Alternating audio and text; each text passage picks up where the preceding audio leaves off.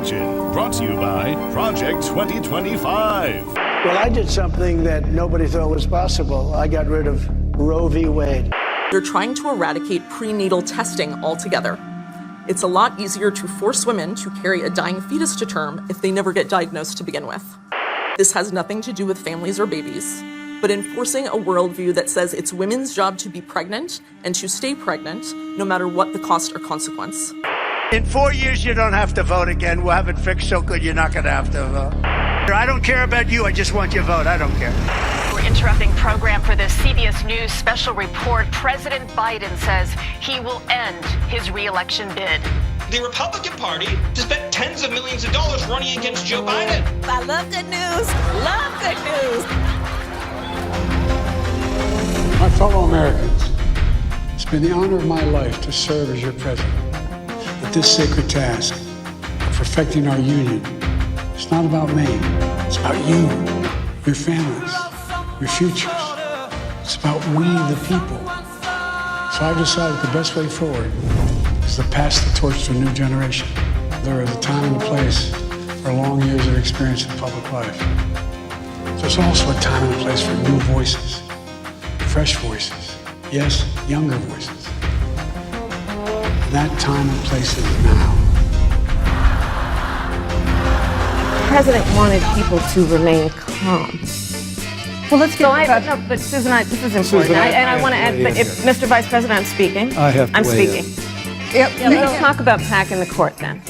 Let's talk about the PAC. Yeah, I'm about to. $400,000 a year. Repeal the Trump tax cut. Mr. Vice President, I'm speaking. Well, I'm speaking. it'd be important if you said the truth. If you don't mind letting me finish, we can then have a conversation, okay? About the Mueller investigation. It's a very direct question. Right, I'd be surprised, but I don't know anyone. I don't know if I don't know everyone who works at that law firm. So I just want to be careful because your question was and or. So I want to be very literal. That's fine. I'll ask a more direct question if that's helpful to you. Did you speak with anyone at that law firm about Bob Mueller's investigation? I'm not remembering anything like that, but I want to know a roster of people, and I want to know more. So you're not denying that you spoke with Well, I said I don't remember anything like that. Okay. I'll move on. Okay. Clearly you're not going to answer the question. Can you think of any laws that give government the power to make decisions about the male body?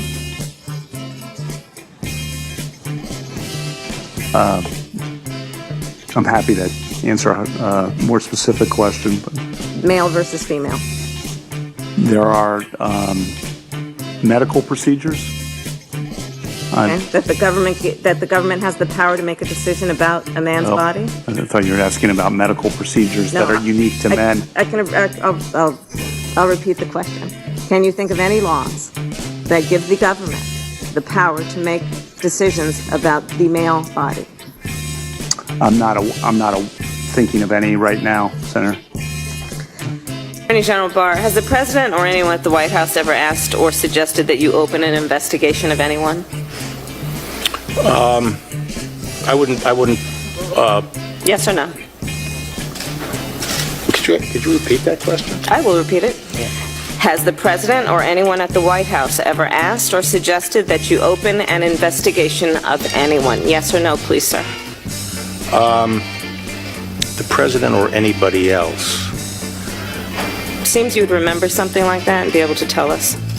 Yeah, but I'm trying to grapple with the word suggest. I mean, there have been discussions of matters out there that they have not asked me to open an investigation, but... Perhaps they've suggested? I don't know. I wouldn't say suggest. Hinted? I don't know. Inferred? You don't know. Okay. In your March 24th summary, you wrote that, quote, after reviewing the special counsel's final report... But I will say that no one... Sir, I'm asking a question.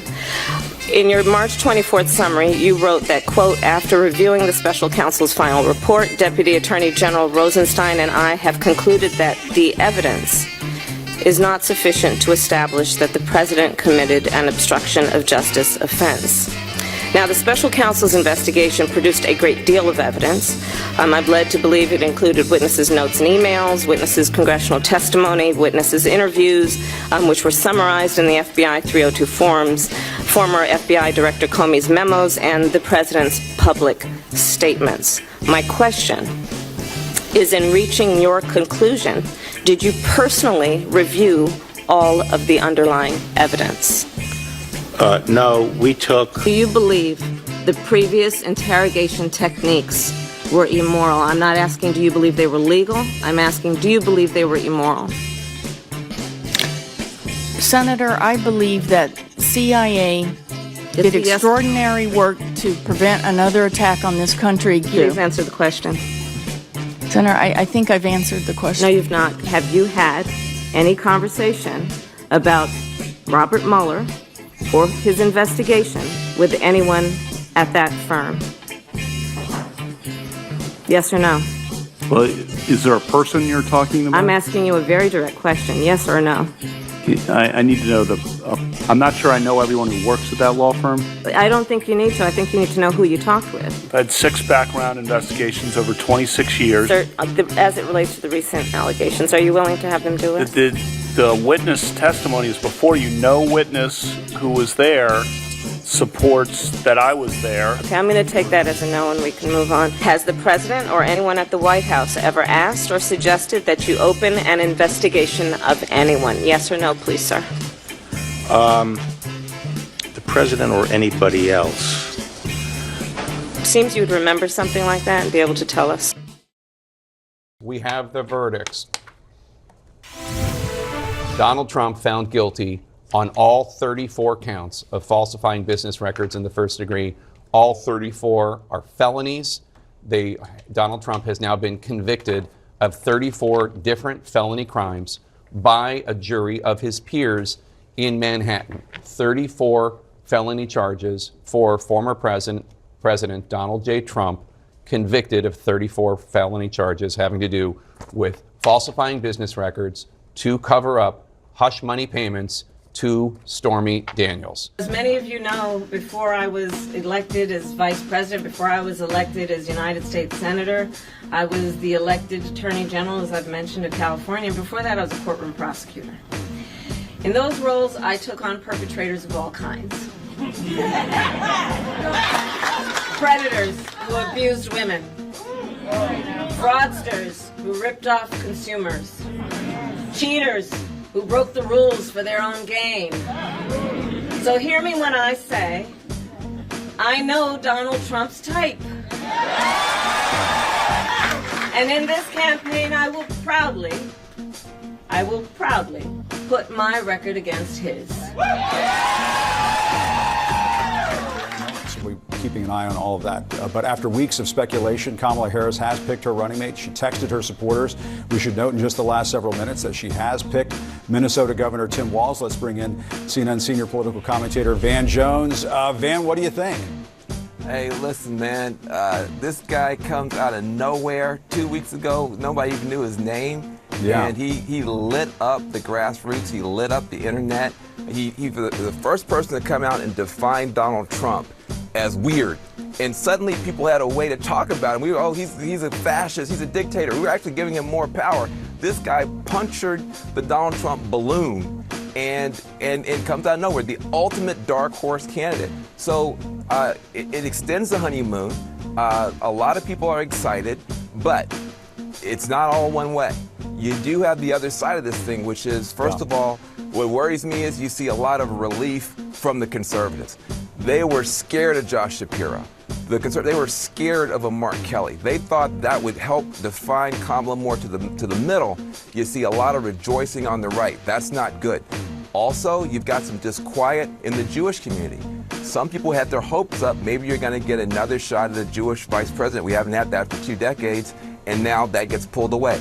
Is it just because he's a moderate, or is there some anti-Jewish bias here? So the party is still digesting this. I think if you're a young Muslim or a young Arab or someone who's concerned about Gaza, it gives you a reason to stay excited about Kamala, because that was going to be hard for the party to digest. So you've got a party now trying to figure out, is this good? Is this bad? What does it mean for the young people? They stay excited.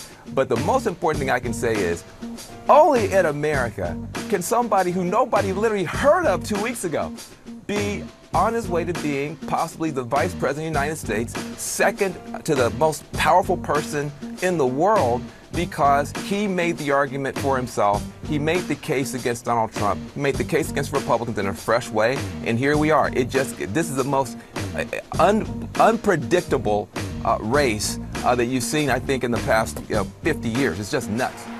Yeah. Now, Donald Trump sees the world a little differently than us. First of all, he doesn't know the first thing about service.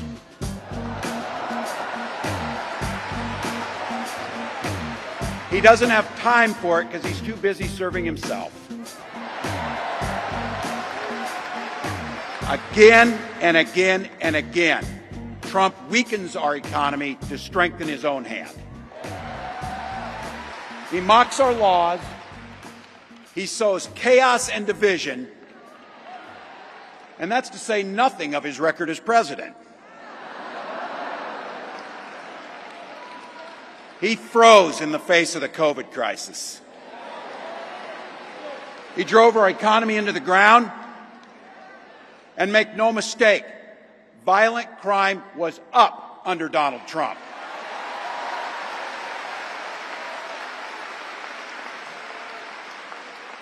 That's not even counting the crimes he committed.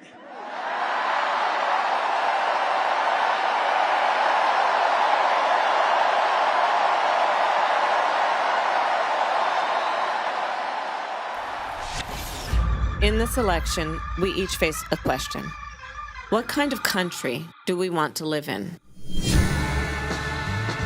There are some people who think we should be a country of chaos, of fear, of hate. But us, we choose something different. We choose freedom.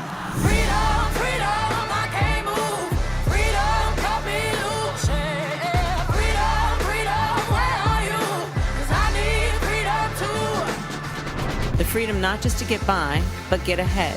The freedom to be safe from gun violence. The freedom to make decisions about your own body. We choose a future where no child lives in poverty, where we can all afford health care, where no one is above the law. We believe in the promise of America, and we're ready to fight for it. Because when we fight, we win. So join us. Go to KamalaHarris.com and let's get to work. I'ma keep on running 'cause the winner don't quit on themselves.